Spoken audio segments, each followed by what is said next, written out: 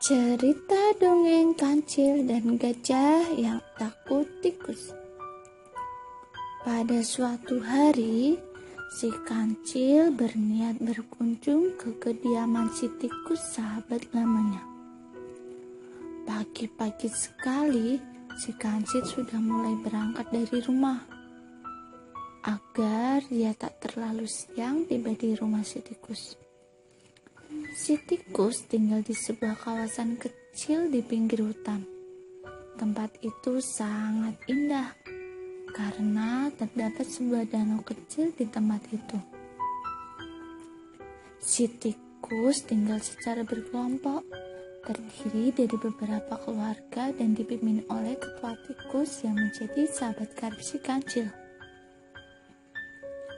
Akhirnya, setelah berjalan hampir setengah hari, si kancil tiba di perkampungan tikus dan disambut gembira oleh tikus sahabatnya.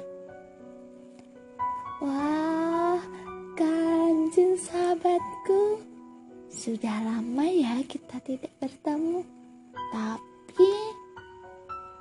Tapi, kau masih saja kurus tak gemuk-gemuk.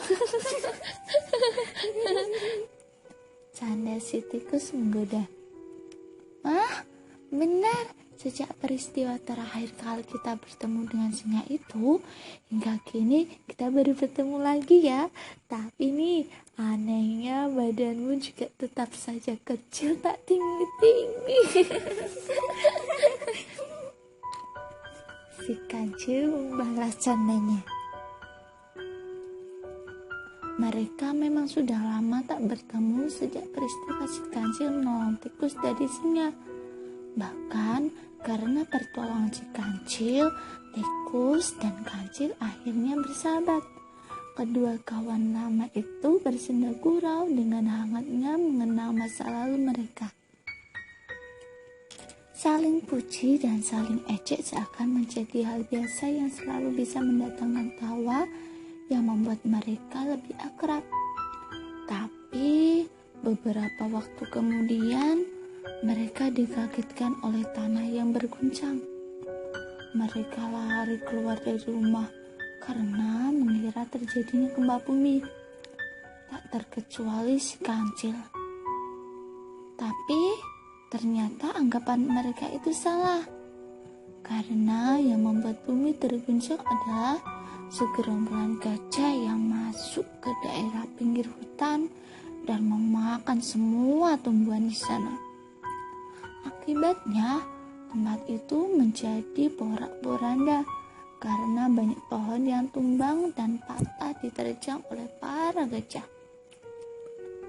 Melihat hal itu, si tikus menjadi prihatin, merasa memiliki tanggung jawab sebagai kepala kampung.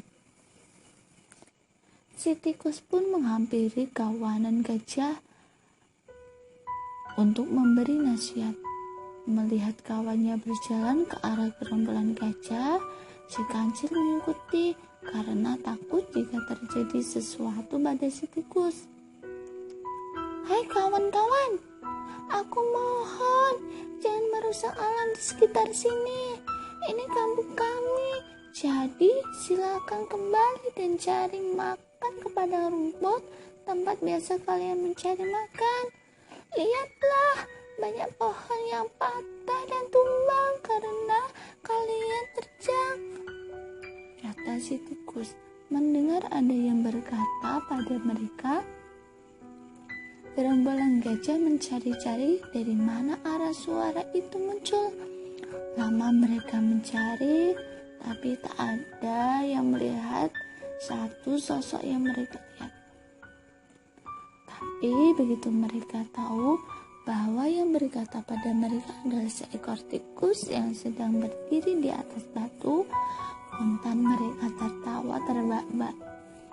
Lalu datanglah satu gajah yang cukup besar menghampiri si tikus yang ditemani kancil di sampingnya. Mungkin gajah besar itu adalah kepala gerombolannya. Hai makhluk kecil, apa yang kamu bilang? Kamu mengatur kami.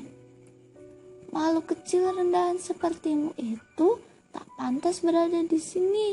Sok menasihati, bisa-bisa kamu terinjak oleh kami dan gepeng dan mati. Kata kepala gajah itu. Si tikus terdiam. Dia agak takut karena gajah itu memiliki tubuh yang sangat besar dan kuat. Sedangkan dirinya bertubuh kecil dan lemah jika dibanding para gajah. Melihat temannya yang ketakutan, si kancil akhirnya ikut angkat bicara. Hai makhluk sombong, kamu tak tahu dengan siapa kamu bicara? Teriak si kancil. Para gajah pun mengalihkan pandangannya pada si kancil yang bertubuh mungil dan kecil. Wah, wah, wah, ada hewan mungil lagi yang sok jadi pahlawan ini. Memangnya si kerdil itu siapa ya? Kamu tak tahu kalau kami ini adalah hewan terkuat di sini. Bahkan harimau dan singa tak ada yang berani melawan kami, kata gajah menyombongkan dirinya. Dengan geram, kancil menjawab, dia itu adalah raja hutan di sini. Jangankan cuma kamu, harimau dan singa saja mampu dia makan dengan giginya yang tajam dan kuat, kata kancil. Hah? Apa? Apa kamu bilang? Kamu mimpi ya? Makhluk kecil rendahan ini mau memakan kami juga. Sudah gila kau, kata gajah mengejek sambil tertawa terbahak-bahak. Oh, jadi kalian meragukan keampuhan raja kami ini? Mau bukti? Tantang si kancil. Buktikan kalau memang benar begitu. Apa yang ingin kau tunjukkan hewan kecil? Coba tunjukkan pada kami. Tanya gajah mulai marah karena tersinggung.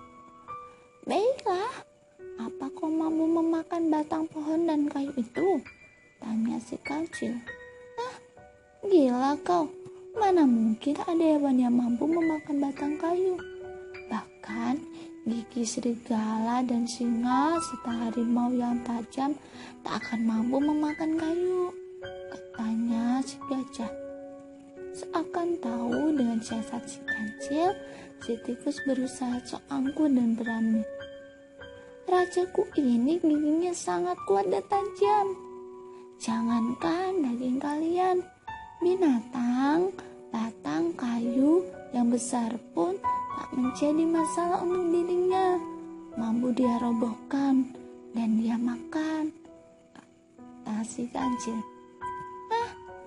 Dua hewan kecil yang gila, kata gajah semakin mengejek. Baiklah, kalau kalian tak percaya, tapi jika semua kata-kataku mampu dibuktikan, kalian harus bersedia menjadi santapan rajaku ini ya. Dia sudah cukup lama lo tak makan daging gajah. Kalian jangan lari ya, kata si kancil. Tikus untuk melanjutkan tugasnya, tikus pun lalu menuju sebuah pohon yang cukup besar, lalu menggigit batang pohon itu, menggeraknya hingga pohon itu lama-lama terkikis dan hampir tumbang. Melihat hal itu, para gerombolan gajah menjadi kaget. Mereka mengira bahwa tikus memang kuat dan mampu memakan segalanya termasuk mereka. Tanpa menunggu komando, semua kawanan gajah itu lari kalang kabut mencari selamat karena takut jika tikus itu benar-benar akan memakan mereka semua. Melihat hal itu, tikus dan kancil tertawa. Ya, lari saja sana. Tapi jika sampai rajaku bertemu kalian lagi, maka dia akan memakan kalian loh dengan hidup-hidup. Ingat itu ya, gajah ya. Gajah adalah hewan yang memiliki ingatan yang cukup kuat. Semenjak hari itu, kawanan gajah tak ada lagi yang berani ke tempat itu. Bahkan setiap gajah bertemu dengan tikus, mereka akan merasa ketakutan karena takut dimakan olehnya. Dan itu terus berlanjut hingga saat ini dan menjadi sebab kenapa gajah takut dengan tikus.